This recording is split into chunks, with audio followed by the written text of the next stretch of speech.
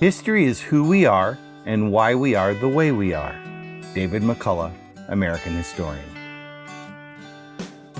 In this episode, we remember two monumental historical events by visiting two diverse places.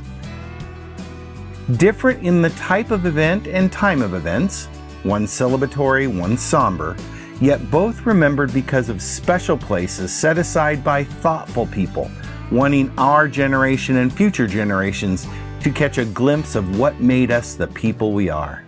Here we go. All we need is an open road and a chance to see a never-ending world that's beautiful. Here we go with the sunlight on our skin. It's a brand new day. It's ours to take and we will let it in. This is where the adventure begins. After leaving our third national park and our Moab adventure, we headed to a friend's property in the Boise, Idaho area.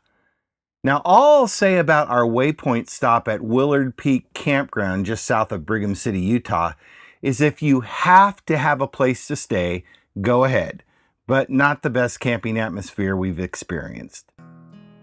Nevertheless, next morning, we drove to Promontory Summit in Utah and the spot that west and east train tracks met, completing the first transcontinental railroad, the site of the Golden Spike National Monument.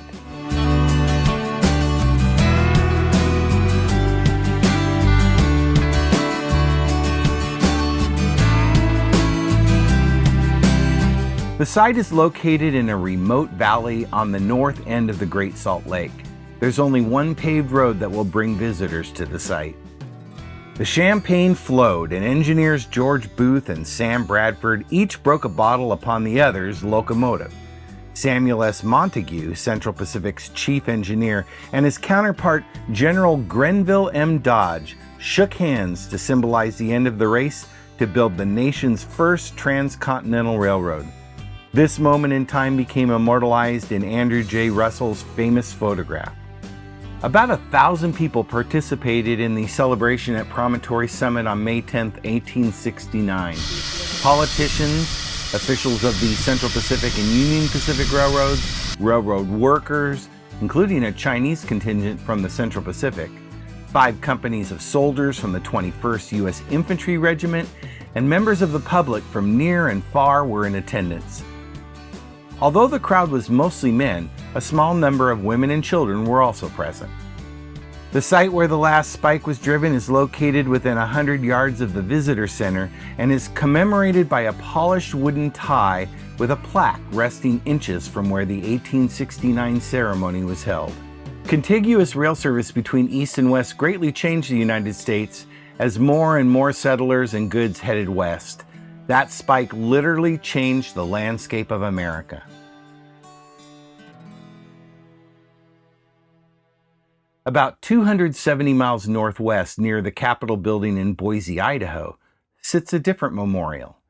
The Anne Frank Human Rights Memorial was erected as a counter to the reputation of Idaho as a haven for white supremacists.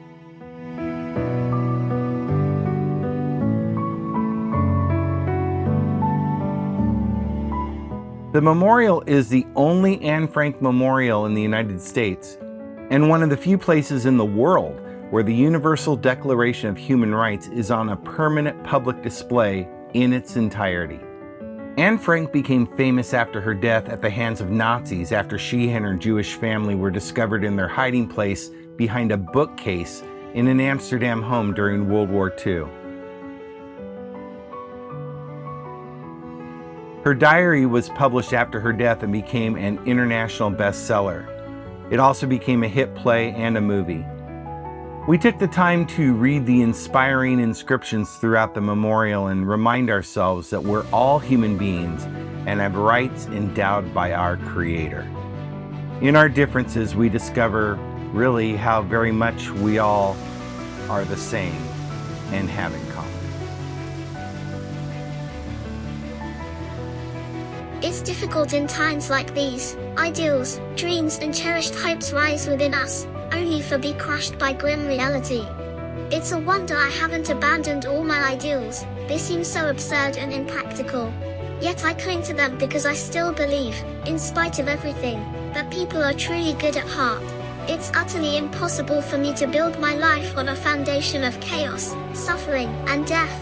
I see the world being slowly transformed into a wilderness. I hear the approaching thunder that, one day, will destroy us too.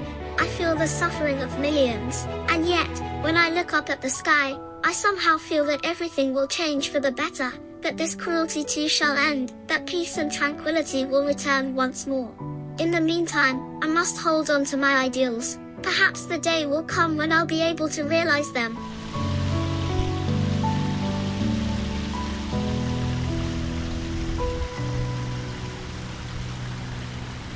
Thanks for watching. Please take a moment to subscribe, click on the bell so you won't miss an episode, and like the episode with a thumbs up. It helps more people discover Are We There Yet? And it sure is fun reading and responding to your comments and building our online community. You can also follow us on Instagram and Facebook. Just type in Are We There Yet Show, all one word, into the search bar.